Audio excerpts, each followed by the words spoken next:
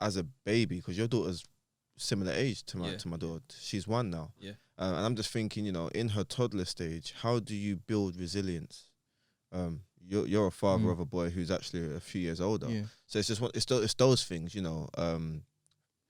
We will have those conversations around predatory men and people that are going to take advantage of you, and places to walk and things to do and not do and stuff. But even as a child, because one of the things I love as an educator is learning about children. And if you think about the early years, literally from when a child is born up until like the age of like 5, 6, for instance, there are so many things that you could do and say that affect their life outcomes, you know, for the next 50, 60, 70 years. And some of that starts literally from what you do from when they're just a couple of months. And so I was thinking about resilience, for instance, and like the growth mindset. Like, how would I develop that in my daughter?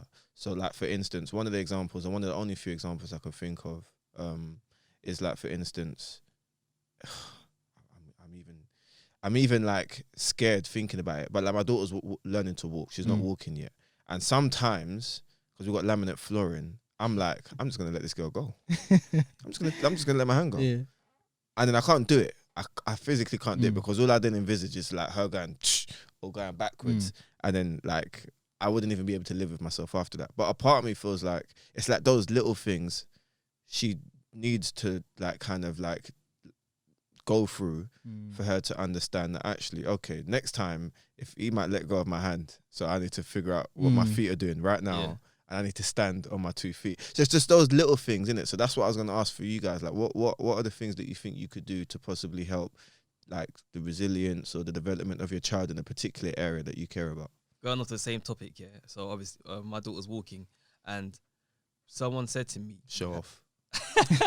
Show off. No, seriously, because you know what it is? You just said something that was my big fear. Like, got the same laminate flooring. I was scared. I was thinking, if she falls and hurts herself, that's my day done. Yeah, as in forget this walking thing. You could just get carried for the rest of your life. When she's hurt herself one time, yeah, like she slipped, literally trying to crawl, and I was rattled. I wrote off my whole day. Meeting cancelled. Didn't.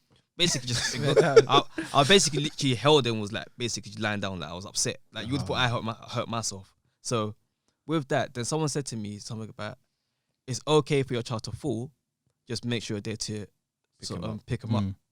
And that encouragement to continue going is like, okay, cool, I get it now. Like so in that regards, I started encouraging her to continue surfing around the chairs and start taking the steps and just making sure that she can see that I'm here. So if it goes wrong, I'm here. Do you know what I'm saying? Yeah, and then, regardless. And what you tend to find is they know what they're doing. Do you know what I mean? Yeah. What about you? I think for me personally and my son, you have to kind of know the kind of child you have in terms of like, since we're bragging. My son was walking at 9 months. Crazy. It was very early. Some kids walking at 18, some 1. He was walking very early. So in terms of like building resilience and stuff, I kind of reckon he's a lot stronger or a bit tougher. Like sometimes he'll bang his head and I'm like, don't cry. And he'd be like, and I'd be like, and he'd be like, but he's crying inside.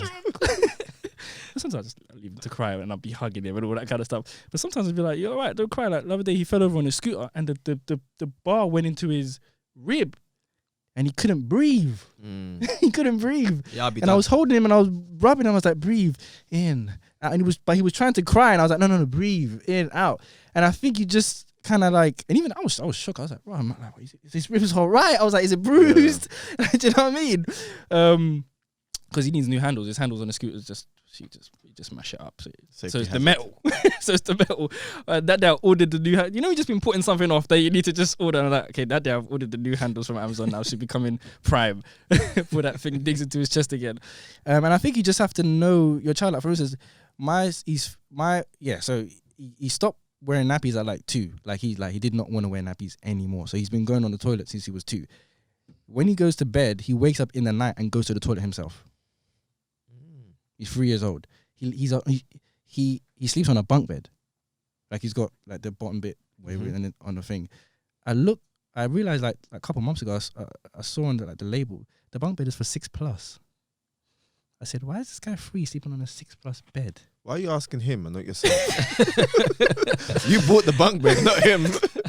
It is. He's fallen off that bed in the night before. We was in the living room. All we heard was gudum gudum. And we found him on the floor. And he was crying. He did not remember when he woke up. When I say both of our hearts were like, my God.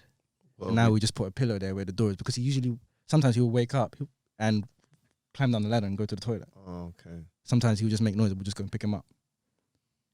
I swear to you. Like, that night, I was checking him every 5 minutes. Just to make, he's still breathing. Making sure, is he all right? Is his head hot? And I think in terms of the resilience, it's like, I somehow knew he was going to be okay because this guy, he jumps around all the time. And he's always running around, bashing his head. I even did a video the other day. It was him just jumping off the couch. He put the cushion on the floor, jump. And then he jumped into my table. And I was like, oh, you all right? Like, I can even show you the video after. I was like, oh, you all right? And he was like, yeah, I'm fine. I'm thinking, this guy's mad. But that was me when I was young. I used to jump off like high buildings and just like roll on the floor like I was Black Widow or Captain America or something. Climb trees and fall out of the tree. Fairless. Never broke a bone, nothing. I'm like, this guy's mad, but that's me. But I was mad when he fell off the bed though. You know what's funny? What you're saying there is basically what led to my dad kind of pushing harsh rules rules in place to kind of prevent that. But you're allowing him to explore that. Yeah, I didn't allow him to fall off the not hurt yourself, but yeah. And that's good. I'm not too cushioned when he was. I mean, I'm asking if he's okay. Like, I'm always looking out for him and that. I'm not just like, oh yeah, go mash yourself up. No, but again, I think just knowing, you guys have taught us it's different. They're not going to be jumping around. Well, I don't know, but they're not going to be jumping around crazy and running around. And this guy rides a scooter in the house and just smashes into. I'm just like, what's this guy doing? Like, can you stop breaking the house? So I think just for me, in terms of building resilience, I'm more so knowing how this, because the children will show you how resilient they are. I'm guessing, isn't it? Like, you know what I mean? Again, sometimes he'll be crying. Sometimes like, okay, don't cry, man. Chill out. Not every day crying all the time. Like, calm down. Like, just strong. Do you know what I mean? But I guess, again, they're gonna let you know how necessarily maybe strong they are.